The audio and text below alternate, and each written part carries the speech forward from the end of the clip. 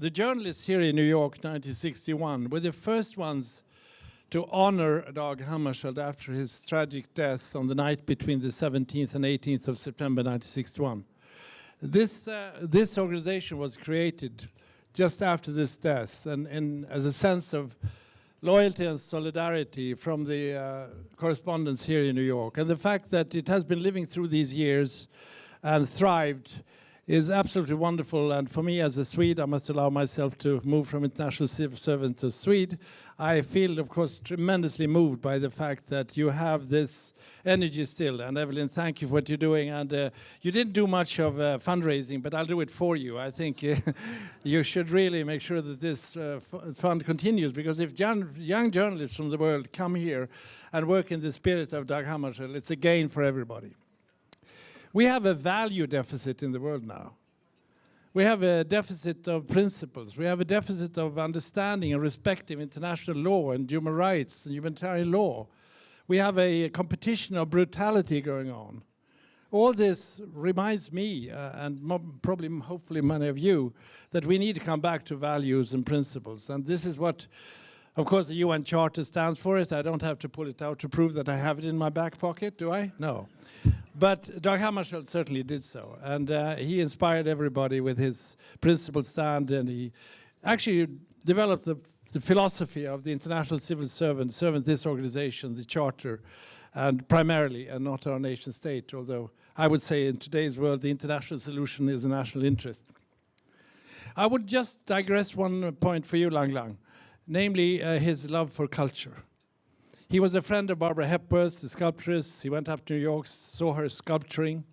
He was sitting with Buber in Jerusalem discussing philosophy. He translated French poetry for the Swedish Nobel Academy, and he loved music.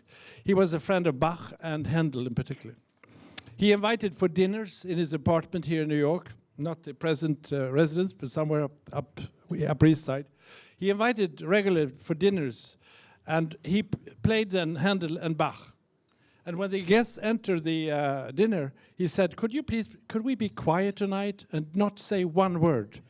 We just listened to, and then he played with this great new system of music there, the pieces he wanted. And everybody was quiet. And after the evening, he said goodbye and said to his guests, didn't we have a wonderful evening together?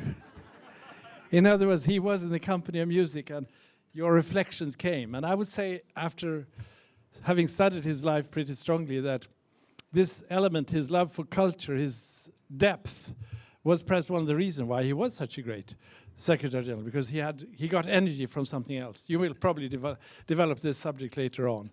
But thank you for working both for culture and for the United Nations values. Now, a last word is on journalists today. I cannot be up here without saying how disturbing it is and how upset we are about what is happening to journalists around the world right now. And the trend is very dangerous and very negative. The statistics the last few years are horrible. 593 journalists have been killed between 2006 and 2013. Almost 600 journalists killed. And this year, 48, I think, is the latest figure. This year. And I can't even tell you the number of journalists who are imprisoned. And I can't tell you how many journalists are intimidated and terrorized. This is an issue for all of us. I've been very closely working with Reporters Without Borders and some of the colleagues here. I think we all have to stand up for this, because this is basically freedom of expression. These guys who are out there threatening and killing, they want the world to be silent. They want to instill a culture of fear. They want us to look over their shoulder, and they don't want us to see, hear, or read about what's going on. And they hope that the problems that are not seen, the problems are not heard, will not exist. But we have to not accept this provocation. And therefore, I think we have a common challenge to stand up for freedom of expression, for stand up for those who fight the forced silence in today's world. And I have been dealing with some individual cases, which I cannot report here, but I can tell you that wherever I can and whenever I can, both with open diplomacy and quiet diplomacy. We have to do our best, we in the diplomatic world, to do something about this horrible problem. So I couldn't resist taking this occasion to also make this plea that we have people, we have peacekeepers, we have humanitarian workers, but we have also journalists, those or photographers who are out there, and the people are surrounding these missions who are doing a tremendous job, which is so important for all of us. So with these words only to thank you very much for the invitation and for making sure that this organization continues to thrive. 54 years, let's go for aiming for 100 years, but that depends on your support. Thank you very much.